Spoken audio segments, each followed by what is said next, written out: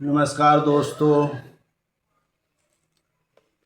आज हम बात करेंगे एक ऐसे मुद्दे की जिसने पूरे देश में बहस छेड़ दी है।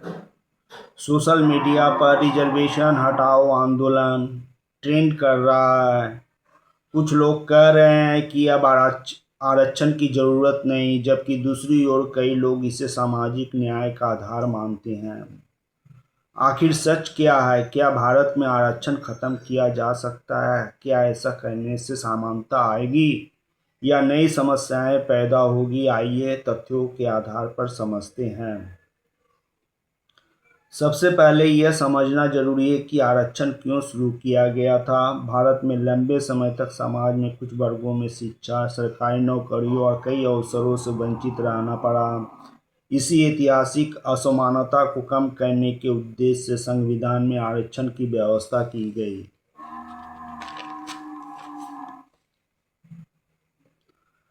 आज विभिन्न श्रेणियों के लिए शिक्षा और सरकारी नौकरियों में आरक्षण लागू है। समय समय पर इसमें बदलाव भी हुए हैं और अलग अलग वर्गों के लिए अलग अलग प्रावधान भी बनाए गए हैं।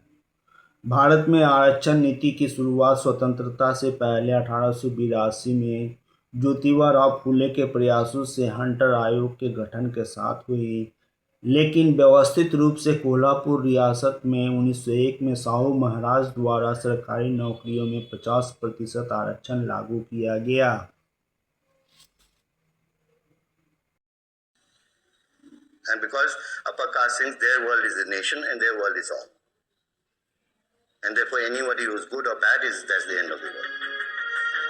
पिछड़ी जातियों के लिए आरक्षण की गूंज सबसे ज्यादा बिहार और उत्तर प्रदेश में सुनाई पड़ी।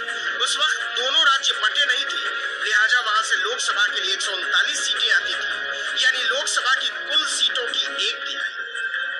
यानी दोनों राज्य ये तय करने का दमखम रखते थे कि दिल्ली पर राज कौन करेगा।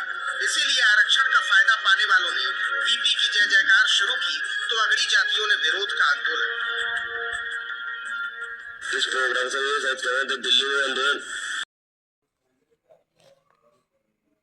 स्वतंत्र भारत में 1950 के संविधान में एससी एसटी के लिए आरक्षण संवैधानिक रूप से स्थापित हुआ, जिसे 1951 के पहले संशोधन से मजबूत किया गया। इसमें एससी वाले के लिए 15% और एसटी वाले के लिए 7.5% कोटा सुरक्षित किया गया। इसके अलावा विश्वनाथ प्रताप सिंह की सरकार मंडल आयोग संसद में पेश कर ओबीसी वालों के लिए 27% आरक्षण जोड़े जाने से देश में भूचाल ला दिया था। इसके विरोध में छात्रों ने आत्महत्या करना शुरू कर दिया। जब यह मामला कोर्ट में अटका तो लालू प्रसाद ने सबसे आगे बढ़कर इस लड़ाई को थामा। 16 नवंबर 1992 को इंदिरा साहनी मामले में उच्चतम न्यायालय ने क्रीमी लेयर की बाधा आरक्षण लागू करने का निर्णय सुनाया। फैसले में यह भी कहा गया कि एससी एसटी और ओबीसी मिलकर आरक्षण की सीमा 50% के पार नहीं जानी चाहिए। इस तरह आरक्षण को लेकर कई और बड़े आंदोलन शुरू हुए, उसे भी जानना आवश्यक है। पाटीदार आंदोलन। हार्दिक पटेल ने गुजरात के पटेलों को अलग से आरक्षण देने की मांग को लेकर पटेल समुदाय को लामबंद कर दिया था। हार्दिक और अन्य पटेल नेताओं की दो टूक मांग थी कि या तो उन्हें ओबीसी की तरह सरकारी नौकरियों में आरक्षण दिया जाए या अन्य जातियों को ओबीसी से बाहर किया जाए। मुख्यमंत्री आनंदीबेन पटेल ने इस आंदोलन को ज़्यादा समझदारी और सख्ती के साथ निपटाया। गुर्जर आंदोलन। आरक्षण की मांग को लेकर राजस्थान के गुर्जर आंदोलन ने एसटी कोटा में संरक्षण पाने के लिए रेल की पटरियों पर कब्जा कर लिया। गुर्जर आंदोलन की शुरुआत 2006 में हुई थी, जब राज्य में एसटी कोर्ट में आरक्षण की मांग को लेकर हजारों गुर्जरों ने दौसा से भरतपुर तक रेल की पटरियों पर डेरा जमा लिया था। उस समय वसुंधरा राजे सरकार ने गुर्जरों को अलग से 5% आरक्षण का आश्वासन देकर मामले को शांत कर दिया था। इसी प्रकार आंध्र प्रदेश का कापू समुदाय ओबीसी का दर्जा दिए जाने की मांग को लेकर लंबे समय से आंदोलन कर रहे थे। इस घटना पर सीएम नायडू ने विजयवाड़ा में कहा था कि वह कापू समुदाय को आरक्षण देने के लिए प्रतिबद्ध है। फिलहाल यह मामला अभी शांत है। ओबीसी में आरक्षण की मांग को लेकर जाटों ने हरियाणा में कोहराम मचाया था। इस तरह बीते दशक भर में विभिन्न बिरादरियों ने आरक्षण की मांग को लेकर आंदोलन चला चुके हैं। 7 जनवरी 2019 में मोदी कैबिनेट ने विशेष रूप से आर्थिक रूप से पिछड़े जातियों के लिए 103वां संविधान संशोधन के द्वारा लाया गया। इसमें स्वर्ण समाज को 10% आरक्षण देने का प्रावधान किया गया। 12 जनवरी 2019 को राष्ट्रपति कोविंद की मंजूरी के बाद यह लागू किया गया। इस तरह यह आरक्षण का अनुपात 59.5% हो गया। इस प्रकार बहुत से आंदोलनों को तो केवल इसलिए हवा दी गई ताकि कुछ राजनीतिक दल अपना मतलब साध सके। जैसे कि राहुल गांधी अभी घोषणा कर चुके कि आरक्षण अब 50% से भी ज़्यादा बढ़ना चाहिए। अब कोई सरकार मुझे रोक नहीं सकता। इस तरह देखा जाए तो इन आंदोलन में शामिल अधिकांश लोगों का उद्देश्य अपने राजनीतिक स्वार्थ की पूर्ति करना होता है। लेकिन अब अधिकांश जनता इसके खिलाफ हो गए हैं। अब वे आरक्षण हटाओ आंदोलन में शामिल हो रहे हैं। इसके 6 लाख फॉलोअर्स भी हो गए हैं। समर्थकों का कहना है कि आज अवसर योग्यता के आधार पर मिलने चाहिए। आर्थिक रूप से कमजोर सभी लोगों को समान सहायता मिलनी चाहिए। प्रतियोगी परीक्षाओं में सभी के लिए एक जैसी प्रतिस्पर्धा होनी चाहिए।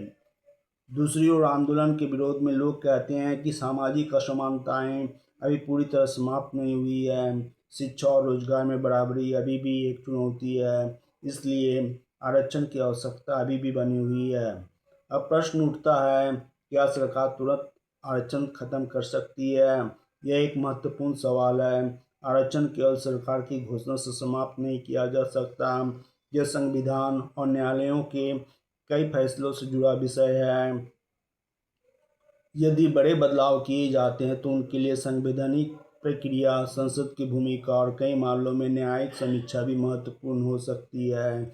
इसलिए इस विषय पर कोई भी दावा करने से पहले आधिकारिक जानकारी का इंतजार करना चाहिए।